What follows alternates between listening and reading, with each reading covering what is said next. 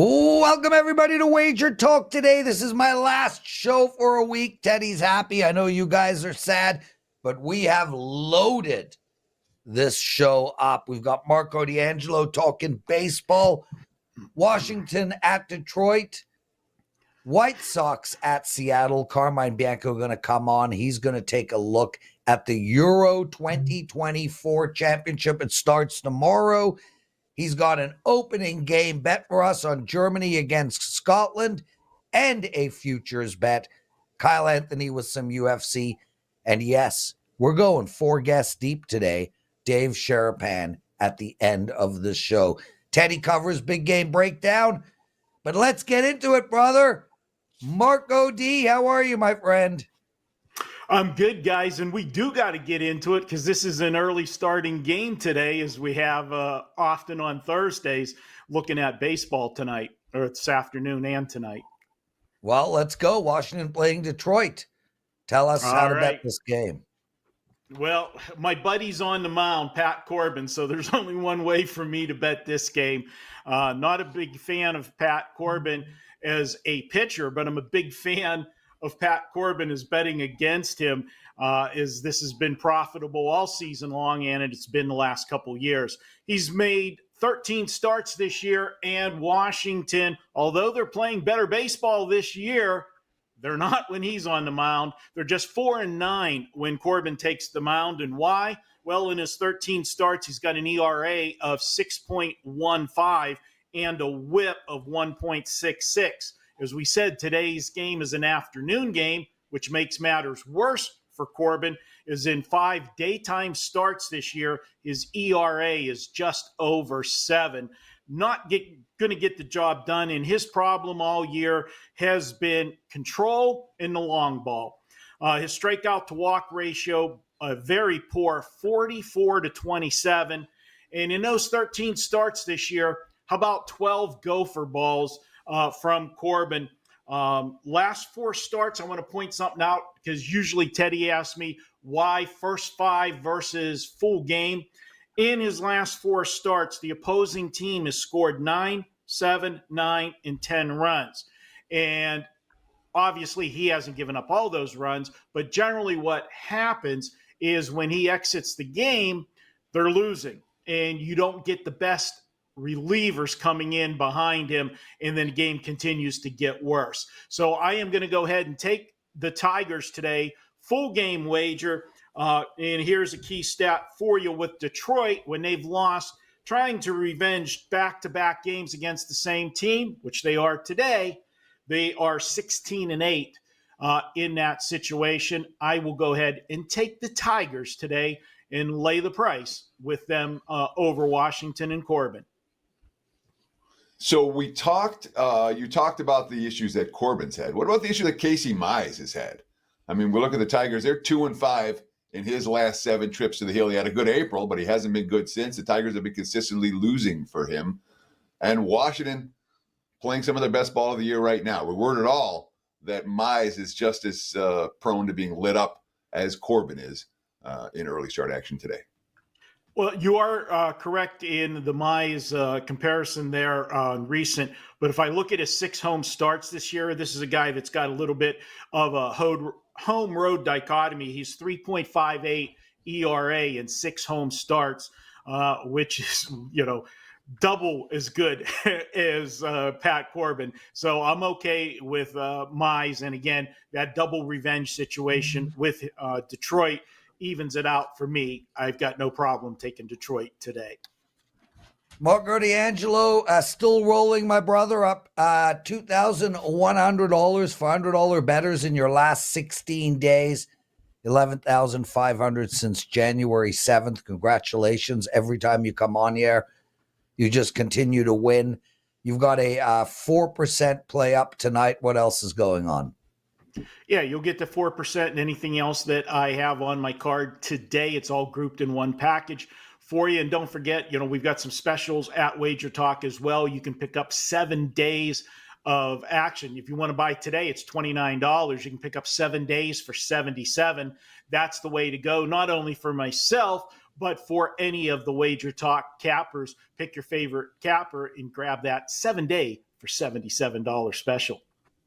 Let's get into the White Sox at Seattle. Total of 6.5 here, Marco. You're going to stick to the general rule of take the lowest totals under? Well, it's not a case of taking the lowest total under. It's a case of taking this one with the 6.5. And I know this is going to sound silly, but I think there's value in the 6.5 here. We know that, it's never fun betting unders.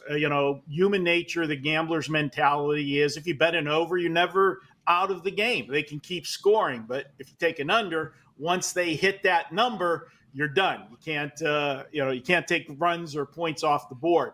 But if you look at this one, and we talk about finding value when we make a wager, the 6.5, maybe in reality, this should be 5.8. But when the lines makers set a line, there's a floor and there's a ceiling. They can only go so low and they can only go so high. And the reason for that is if they go beyond a certain number, they know they're going to get one-sided action, and no bookmaker wants that. The goal was always to try to get equal betting so that you don't get that landslide one way. And in this particular game, you look at these two pitchers. Obviously, when you got a total of 6.5, you got two sharp pitchers. And we look at the White Sox pitcher, and he has just been absolutely dynamic. Crochet here in his starts this year has been almost unhittable for the White Sox. Now, we know the White Sox are having a bad year. They generally don't score a lot of runs, but when he's gone to the mound, he has had 8 straight starts where he's allowed 2 runs or less. And actually 6 of those 8 starts, it was 0 or 1 run. That's pretty impressive. And on the other side of the mound, you've got Castillo going for Seattle. 9 of his 11 starts, last 11 starts, I should say, he's allowed 2 runs or less.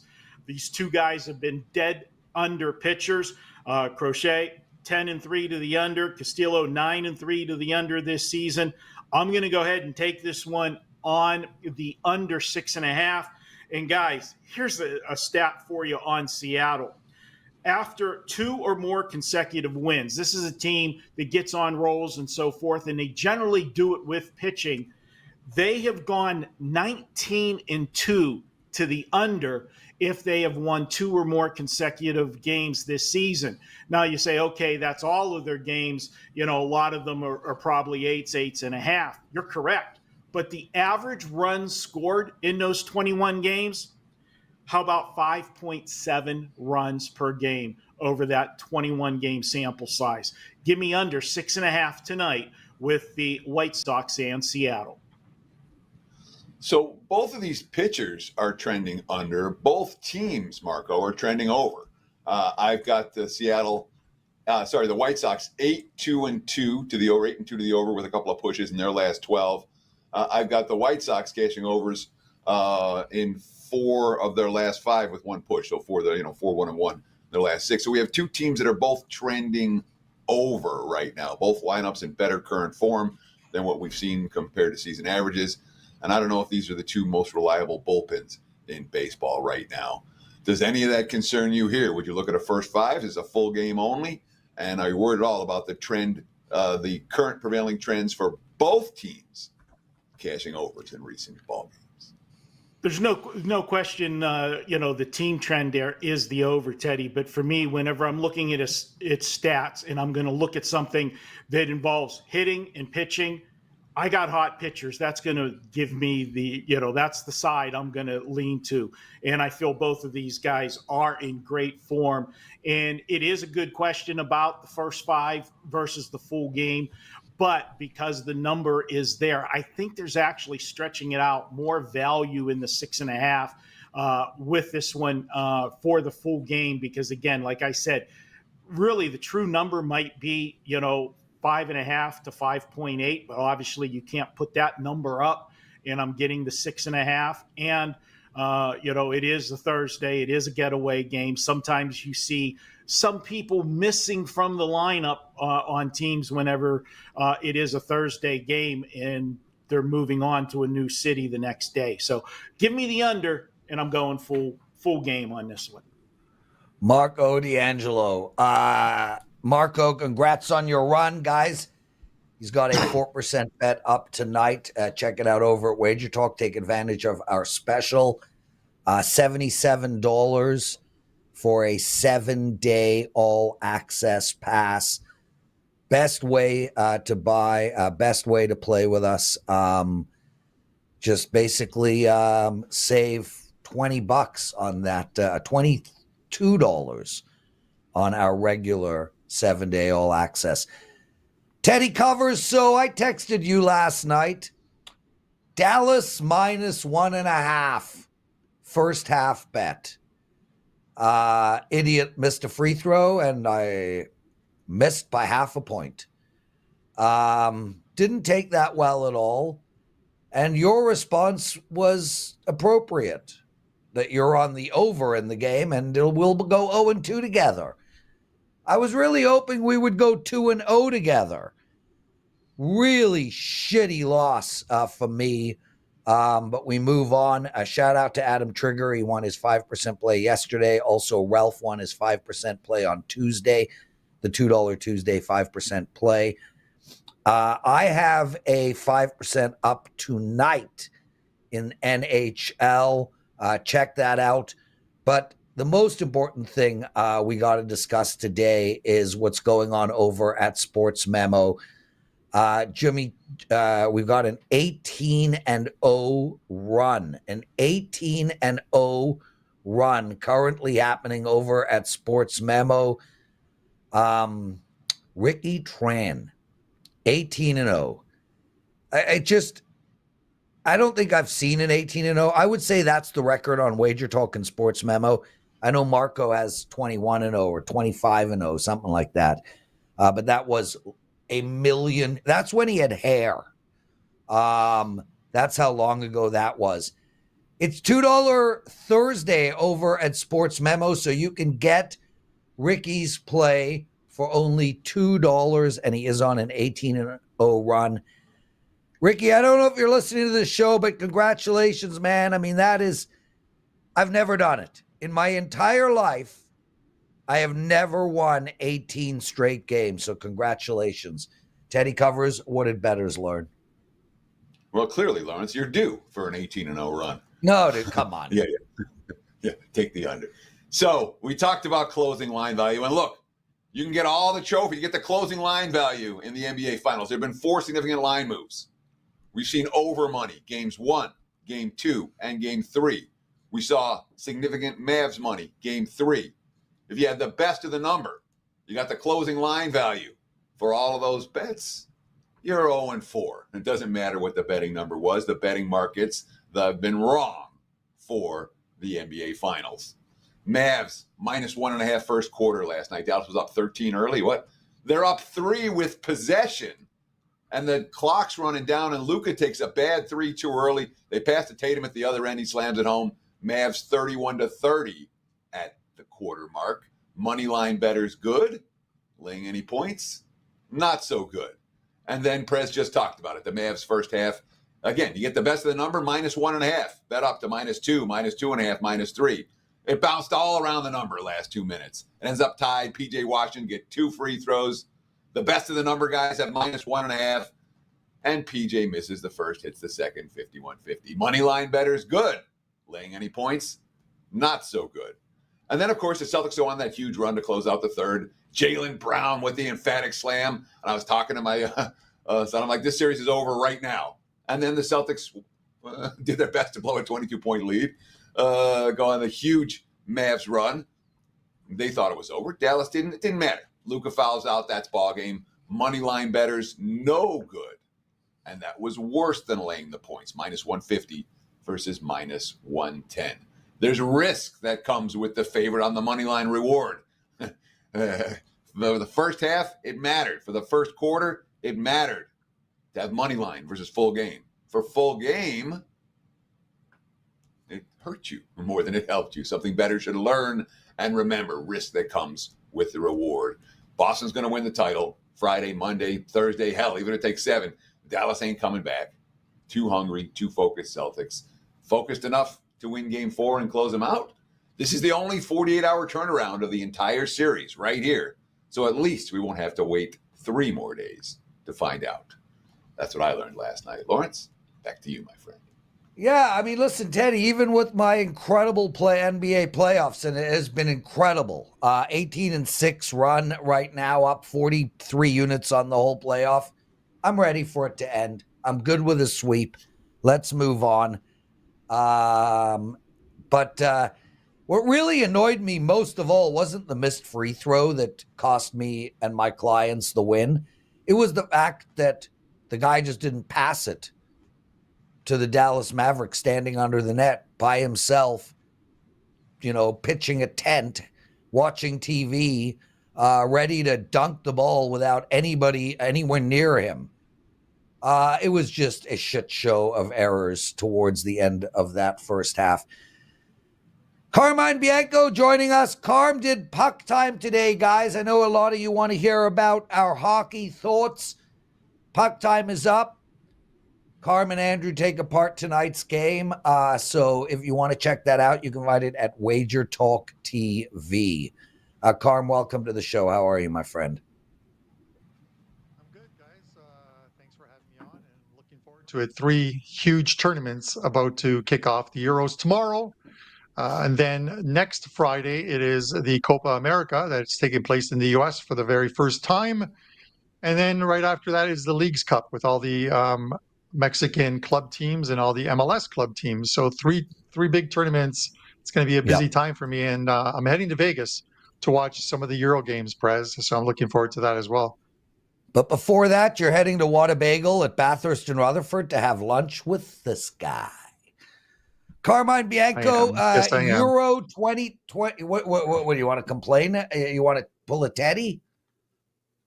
No, I'm Okay. perfectly fine, man. I'm listen, Lawrence, I'm hyped. I was in Vegas for the Euros 2021 when Italy beat England in penalty kicks at Wembley Stadium. I don't see Italy winning, but if you guys want to watch a video where I preview the whole tournament with Kelly Stewart, it is up on WagerTalk TV as well too. You'll find that there. A lot of bracket contests, and I break down the whole bracket from the group stages all the way down to the finals and who I think is going to win. So watch that video to find that one out. But let's talk about the first game, Prez. Yeah, Germany versus Scotland. Germany, I don't think they've lost a game coming into Euro 2024. Teddy, you know how I know that? Carmine called me earlier this morning. So if I'm wrong, it's totally his fault. Scotland, I know nothing about, but I can be rest assured they're going to put all 11 people back and hope Germany never scores a goal. How are you handicapping this game? I think I don't think it's that's what they're going to do, but the fan base for Scotland have come out in full force in Germany. The Tartan Army, they were at a pub the other day and in 4 hours drained the pub dry of beer, where they had no beer left and were serving other alcoholic drinks. So the Tartan Army in full, they're saying something like 100,000 people are traveling throughout the Euros to watch Scotland play. But Lawrence, listen, Germany's the host nation in this one. And this is a team that over the years, since winning the World Cup in 2014, they've been bounced out of back-to-back World Cups the next couple of years in the group stages, got rid of their managers. They now have Julian Nagelsmann, who I love this guy. He was the Bayern Munich coach, and they fired him for winning 71% of his games. 71% of the games, and they canned him. He became the German coach, and he's got this team playing. There was an Amazon Prime special on this German team and how they are now playing under this new manager. They absolutely love him. They didn't love the guy Hansi Flick that they had before us, and they're playing well. 2024, they have played France, and these Hansi Flick, best name ever. Sorry, I don't know why you say that, but anyways, So it's been friendlies leading up to this, but so you always take them with a grain of salt. But if you do a deeper dive and you look at who the other teams are starting, looking at if it's their best 11 out there, then you get you can get a better read on how those games went. They played France, where France started all their regular starting 11, the team that made it to the World Cup final in 2022. They beat France 2-0 in France, in Lyon. Then they play the Netherlands, who start their full starting 11. Same thing. They beat Netherlands 2-1. They beat Greece 2-1, always a team that's tough to score on. And then they drew with Ukraine 0-0. Now you think, okay, Ukraine's a team that they should beat. Ukraine plays one of the worst setups formations that you can play, 5-3-1-1. It's basically 8 guys behind the ball, and they're so hard to score on because they're so hard to get through. Scotland's not like that. Scotland's coming to score goals. They're coming to play. They're coming to try and win, and that's not a very good recipe for this for them against Germany. Germany's, like I said, they've got a very good team on home soil. Not much was expected of them until this change, this managerial change, and they're playing so much better. Musiala, Florian Wirtz, 2 exciting attacking players for this German team, and they're going to go far in this tournament. To the finals, no, but I think they'll make it at least to the semifinals of this one, kind of like the 2006 World Cup, where not much was expected of them. They made a run to the semifinals before losing to Italy, who went on to win the World Cup against France in penalty kicks. Reoccurring theme. I'm going to lay the goal and a half here because the line is Germany minus 330.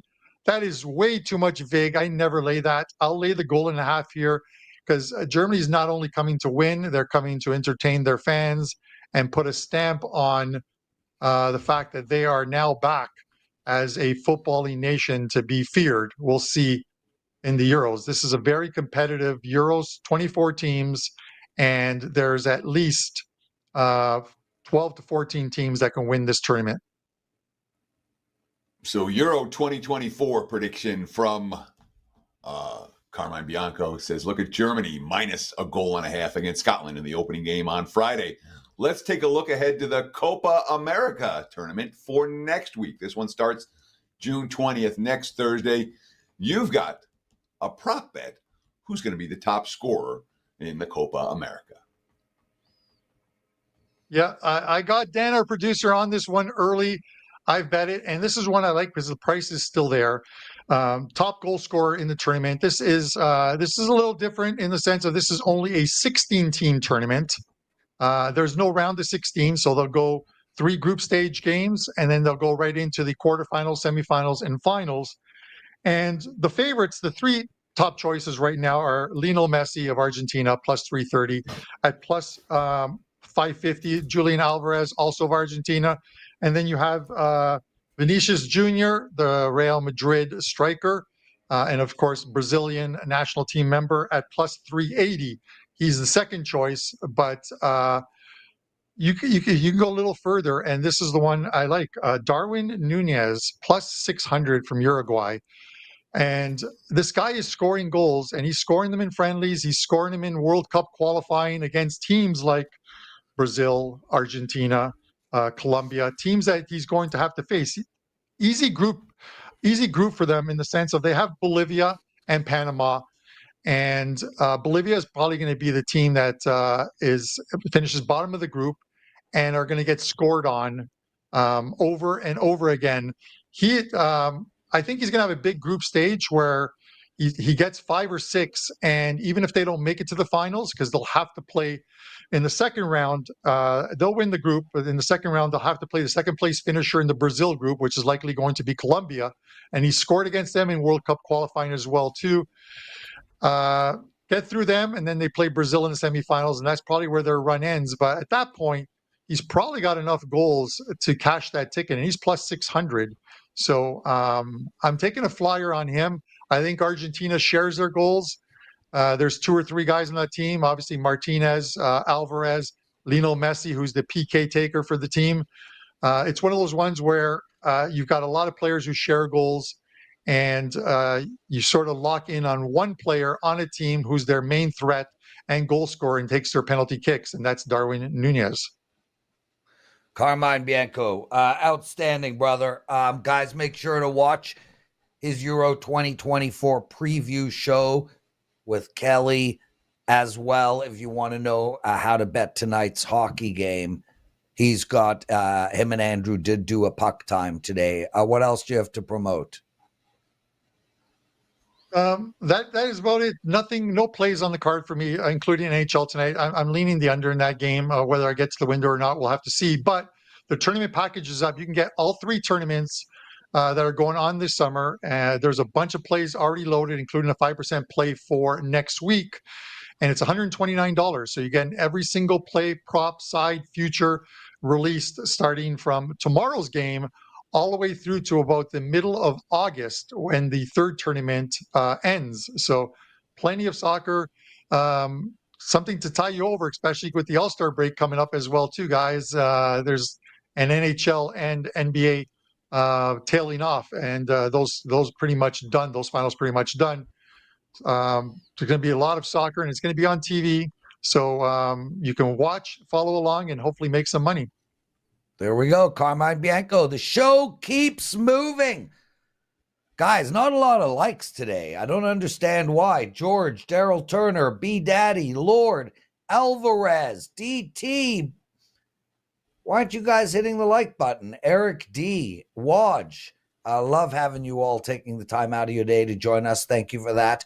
Please take a second and hit that like button. Also subscribe to our channel. 1,000 subscribers away from 160K. Let's try get that done before I board my airplane tomorrow. Teddy covers. What's your big game breakdown?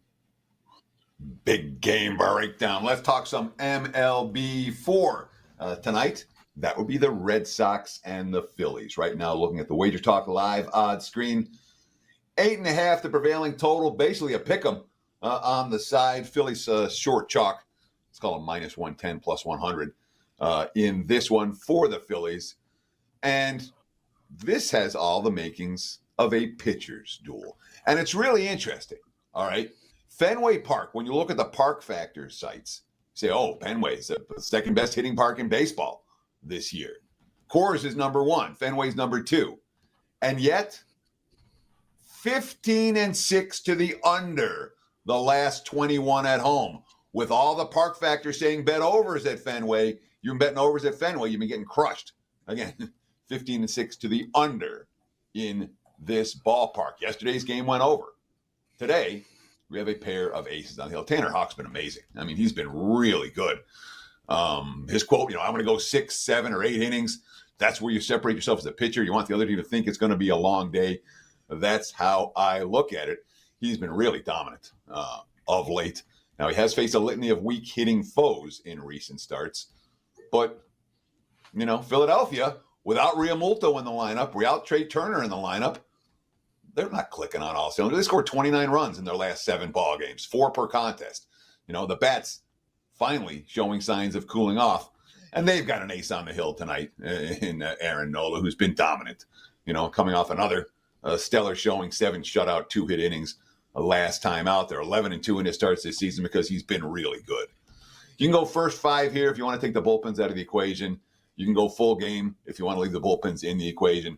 I have no argument with either, and I wouldn't argue with anyone with who wants to split the wager between the two. But we're looking for unders at Fenway Park today, first half and full game. There's your big game breakdown. Back to you, Mr. Perez. Teddy Kyle Anthony joining us. Time to talk some UFC. Kyle, welcome to the show, brother. Happy to be here, man. Ready to talk some UFC, and it's always good that we're talking UFC. Okay, great. Thanks for mentioning that twice. I'm going to keep the shenanigans down today. We have Dave Sharapan still joining us after you. You got 2 bets for us. The first one is on the Taira Perez fight. You like Perez as a big dog here. Plus 165. Tell us why.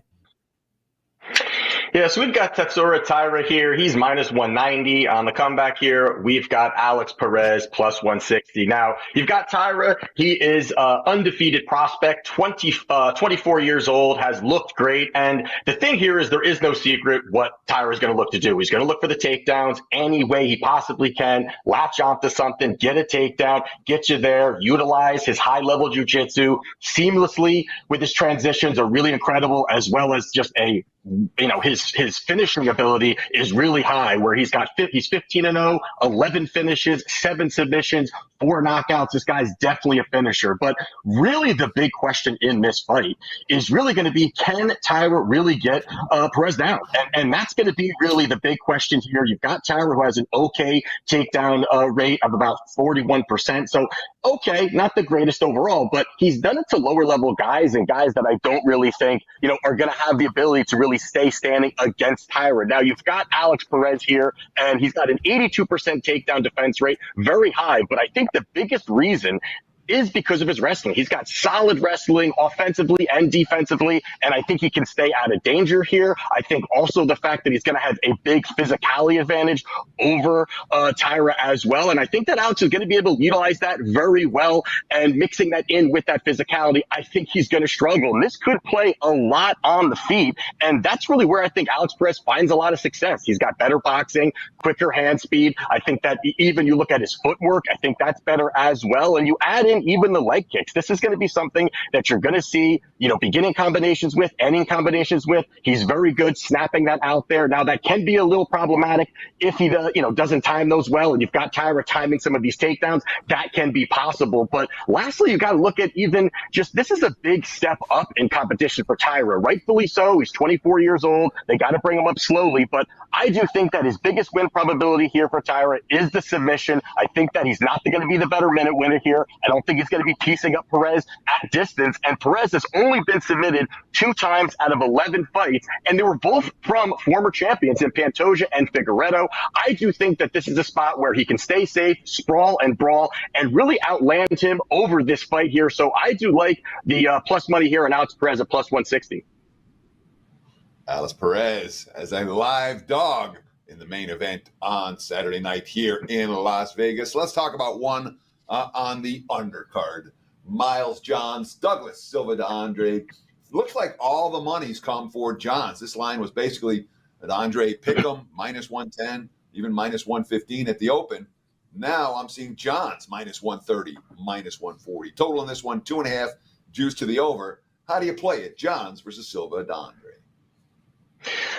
So this one here, I think, is definitely an interesting fight. And when you're looking at it, really, you've got Miles Johns, who's a guy who's really primarily a wrestler. And he's kind of fell in love a little bit with his striking. A couple fights back, he ended up knocking out 2 guys in Anderson Dos Santos and Kevin Natividad. Not the highest level guys, but he's been able to go out there and he got some knockouts. And he hasn't been offensively wrestling. And that's something that definitely is an issue when you're looking at it. And some people, yeah, maybe he's falling in love with his hands, but I really do believe, going back rewatching, the biggest issue here is going to be his cardio. He does not have the ability to really fuel repetitive takedowns over 15 minutes. You've seen it consistently. There's even times where the volume isn't even that high, and this guy's already ticking down. Just, optically looks like he's already exhausted. And that's something that I think is going to be a big issue here. You even add in the fact that not only may he not be able to fuel some of these takedowns, but also the fact he hasn't been that successful in it either. He's got 22% takedown success rate, not that high. And now you've got someone like Silva de Andrade, who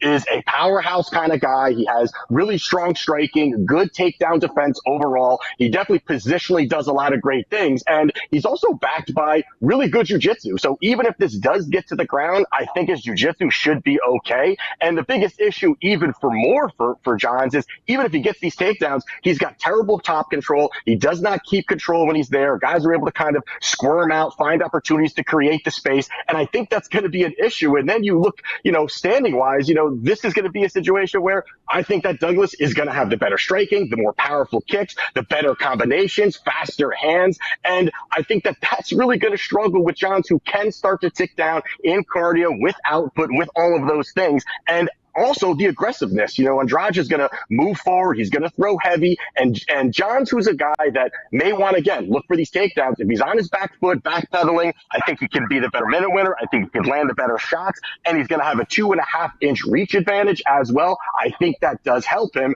And then also you got to look at it is that, Miles Johns has not improved. I think he's the same guy that we have seen over and over. Yes, he's pulling out some wins, but even these wins I think have been very suspect, haven't looked that great. He's eking some of these out here.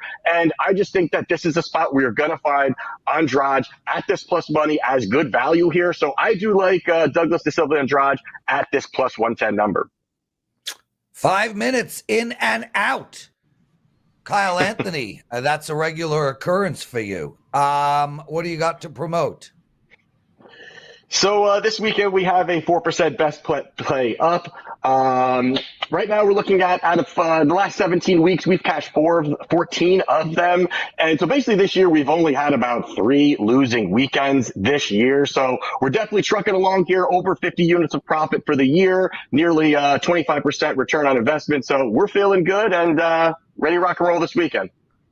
Wonderful stuff. Kyle, really, before you go, and Dave Sharapan, if you're in the background, check this out. So, Kyle, I know you've been lacking on the woman front on the Jersey Shore. I have found a wingman for you. Tokyo Brandon, he would like to be your wingman. What do you think, dude? You think with Tokyo's new look, he'll help you score more? I mean, that's going to be something we don't want those glasses indoors. So it's going to have to be an outdoor beach kind of environment if that's the kind of thing he's rocking. But, I'll take him along. Let's get, especially he's bringing winners. I mean, he's always bringing winners, so he can come along anytime. There you go. Kyle Anthony, brother. Thanks for joining us, man. We'll see you next Thursday. Dave Sharapan, you loan Tokyo those glasses, Dave? I got my own right here. All right. No, Tokyo Brandon can't pull them out. All right. I got my own glasses right here. All right. So before we get into your segment, Dave, and I'm thrilled you're on with us today. So, Teddy, we both woke up this morning to a text from Dave. Hey, guys, I miss you. Can I come on the show today? Yeah. So I'm sure, man. You're Dave Sharapan. You can always come on, dude. We'll always find space for you. But I honestly thought you were coming on because of Tokyo Brandon's new look. And I thought you were going to come on with a fedora and the glasses and the necklace. Yeah. Kind of a bit let down, bro. Listen, I didn't know. All you had to do was text me. Hey, look at Tokyo Brandon's new look. I would have come exactly like that because I have the glasses and I have the fedora. But listen, he looks great. I can't believe you started that drama with Kyle. Yeah. I mean, in and out in 5 minutes. You said you're used to that, in and out in 5 minutes. 5 minutes is that's like an achievement for a lot of guys. That's a full round in the UFC. Yeah. 5 minutes is a full round. A lot can happen in 5 rounds, Prez. All right? And as far as wingmen, I'm one of the best of all time. If he needs help, I can come out of retirement. I am not going to partake in it. I'm one of the best wingmen of all time. So I don't want any drama. Can you explain why? Like, what makes you such a great wingman? Is it that you're 4'1"? No, it's actually that I'm actually taller than that. I'm over, if you want to bet the height. I listen. That's why. Ooh. And I'm never, 2 ears, 1 mouth. Listen twice as much as you talk. I learned that at a very young age. Wingmen, listen. They let the guy talk. You don't say a damn thing. And even more important, you listen to them. Yep. Listen, it worked for a long time. I got 3 kids. I'm good. All women in this house. I don't need any more of that. I'm off the market. But I'm a damn good wingman. Yeah. That's a shame, Dave. I was really hoping you were still on the market. No, not doing it. Who's winning the hockey game tonight? Sorry, Teddy. Go First ahead, of all, Teddy. Theodore, you look great. You got new glasses since I seen you last. I love the look. Looks awesome. The hockey game, the hockey's been really interesting, boys. I hope you have been enjoying it as much as I have. The unders in the Stanley Cup final have been fantastic. I mean, just play the under and go. I said it on my other show on Bostonian versus the Book and on Sports Grid at the beginning of the series. It reminded me of Boston and Vancouver in 2011 when I said, and I was in the book and I told everybody, and I was betting it myself, we shaded the lines this way. Every game in the series is going under. If not, 6 out of 7. So if we get 7 games, 6 unders. I thought the same exact thing with this because Edmonton switched when they got to the Western Conference Finals against Dallas. They couldn't play the way they played against Vancouver. The overs had to stop responsibly defensively, and that's the way Florida plays. So unders have been good, but tonight, Prez, I didn't come on. I came on especially because of the hockey today, but I couldn't wait to hear. Hopefully you had some 5% play or some max thing, something like this, and I was just hoping that I was on the same side as it because I think Edmonton's going to win tonight. I think Edmonton is going to find a way to win tonight. Now, does that mean they're going to win the series? No. I still like Florida to win the series, but Edmonton tonight. So let me ask you this, because it feels like there was a lot of support for Edmonton in the last game after they lost game 1. We're clearly seeing support for Edmonton again tonight after they lost the first 2 games. And I don't know anything about hockey betting. The one thing that I know is don't step in front of the goalie that's standing on his head. And isn't Bobrovsky standing on his head right now? And this is a guy, unders make sense. Side for Edmonton, they can't get anything past him. Literally, you change glasses, but you got the same smart, big game breakdown, the same good way to look at things. Teddy, you're absolutely right. You never get in front of a hot goaltender in hockey betting. And Bobrovsky's the Conn Smythe Trophy winner. He's going to win the Conn Smythe. And a week ago, before the series started, they were making arguments against him. He was 6-1, 7-1 in places. Against the Rangers, he was double digits. And they beat the Rangers. He got a little bit of buzz. Florida's a total team. And I've been at Edmonton the last time they were in the Stanley Cup. I went to game 3 against Carolina. It's a long time ago. Kids, Google it. There's going to be a lot of things to overcome. They had bad travel. They got some injuries. And Edmonton sent a message at the end of game 2 that I really liked, that we're going to be here all night. You guys get your passports, check in, make sure we don't want any drama. You're going to come up here, whatever you played before, it doesn't matter. All of Prez's words that I can think of, I'm thinking of right now. It's going to be a long night tonight. Physical series, but I think we're going to see some different type of play, at least early with power plays and things like that. We've got some time today with Dave Sharapan, veteran odds maker, both here in Las Vegas and in the global community. He was a bookmaker for the better part of 20 years, and now we're pleased to be able to pick his brain when he can join us. Of course, you can follow him on Twitter at SportsBKConsig, the Sportsbook Consigliere on Twitter. Let's talk a little NBA when it comes to game 4 of the finals, when it comes to the series price. Celtics took care of business in the second half last night, took a 3-0 series lead. The series is all but over right now. You can still get the Dallas at, 20-1 in that range if you want them to win 4 in a row. But the interesting thing is game 4, where everyone knows the series is over now, and yet we're seeing the Mavs taking the early money. Talk about that in a series that has seen Boston cover every point spread, if you got the best of the number, and the under cash in all 3 previous games.